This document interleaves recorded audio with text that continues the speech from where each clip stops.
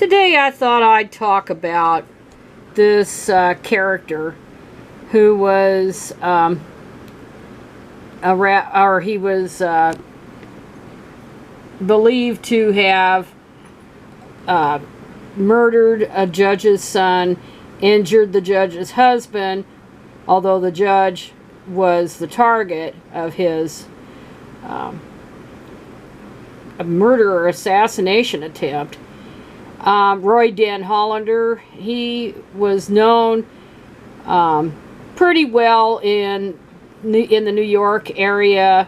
He had an article written about him in the New Yorker about 10-12 years ago. He was also the subject of ridicule on the Colbert Report. You can find that on YouTube. I'm not going to put a link there, but you can find it. And I mean, he went along with it good-naturedly, and he did his dance and all that kind of stuff, but he was being laughed at. He wasn't really being laughed with. So that tells you how absolutely clueless this guy was. But anyway, you know, I took a little glance at his website, and which is still up, and he had his little screeds, including his autobiography, which ran something like 1,000 pages or more, typewritten pages. And it reminded me a lot of Elliot Rodger, who was that infamous college student back in 2014 who shot and killed some people because women weren't paying attention to him in class and all this kind of stuff. The women that he wanted. And it was all a bunch of crap, of course. He was what they call an incel. But this guy was just like him, only older and more educated. And he took on the mantle of an MRA activist and attorney, the shyster. Anyway, what set him off was supposedly he had married some Russian woman, I should say. Well, she was almost a girl. She was like half his age. He was in his 50s, and she was like 23 or something. Because that was about all he could get, really. But anyway, he married her in Russia, and then they came to the United States, but it didn't take long before she realized he was an abuser, and she left him. But anyway, his screed trashes her, calls her a prostitute, and every other dirty thing you can think of. And it's in this article, too. And he just never seemed to get past that grudge. And it seems like he held grudges forever. He held a grudge against his mother, and who knows what really went on in that household. And he had a grudge against the judge because he had a case pending against her. Or not against her, but a pending case in front of her that had to do with the draft.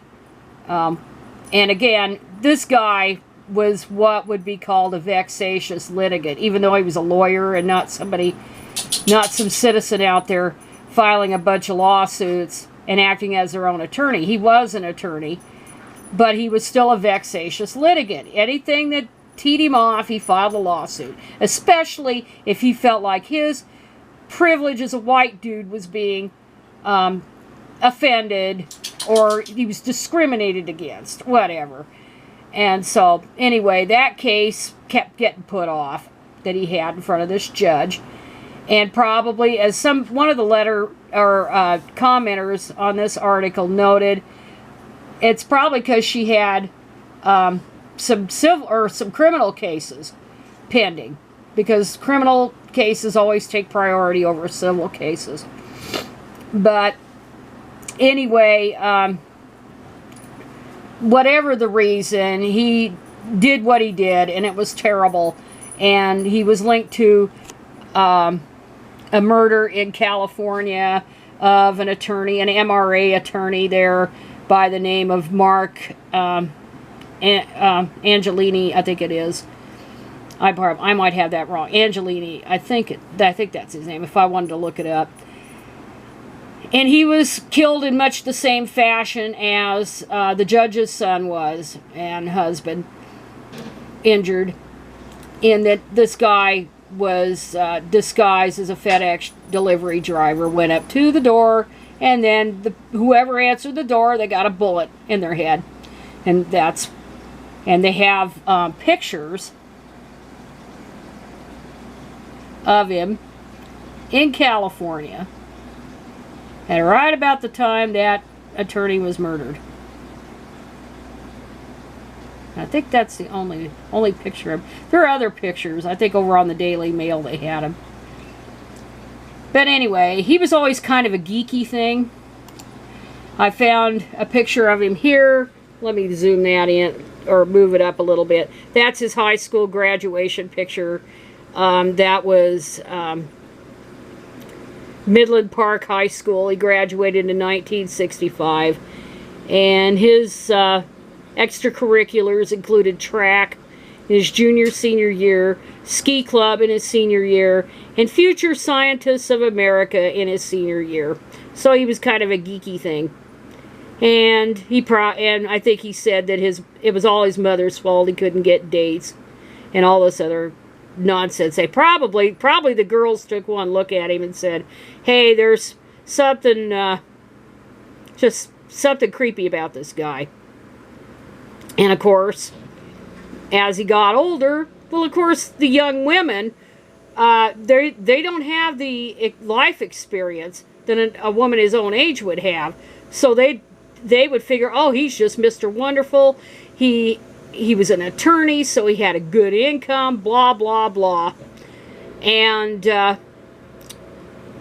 also, in the case of this Russian wife, he was a U.S. citizen. That was a good way to go to the United States and get out of that cold Russia, cold, boring Russia, and come to the United States. And so that was a way to get a green card or get citizenship. But it wasn't worth putting up with the abuse. So anyway, what really kind of irked me about this whole thing, besides what he did, is that early reports had it that this guy, or not this guy, but the judge was seeing some, or had a case that was peripherally involved with Jeffrey Epstein.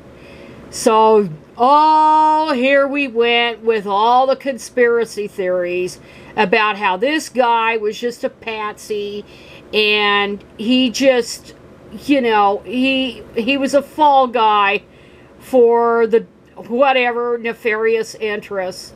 And that was a mistake on the media to even report that it had nothing to do with, Epstein had nothing to do with it. So I don't know why it was ever mentioned in the first place, because all they did was just bring out this conspiracy crap. Anyway, what did I want to say about this guy? Oh my God. Anyway, so, oh yeah, another thing they found out, and what I think here is this guy wanted to tie a bunch of loose ends. So he was going to kill the judge, which he didn't do, of course, killed her son instead, her only child, killed that attorney in California because he succeeded in his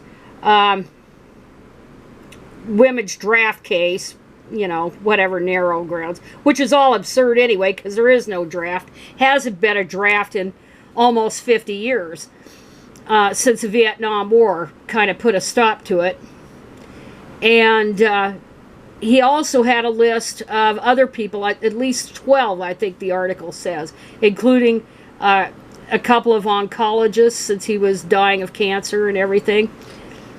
But he just had it in for everybody. And so he wanted to tie these loose ends, and then went off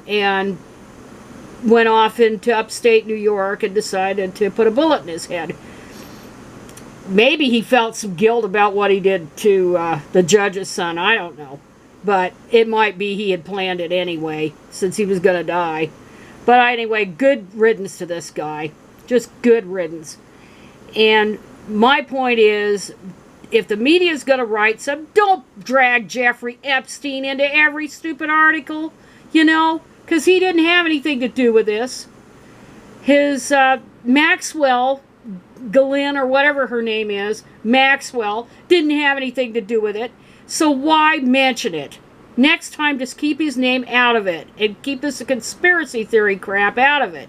Out of reporting. Okay, so that's my rant for today. But good riddance to this piece of trash.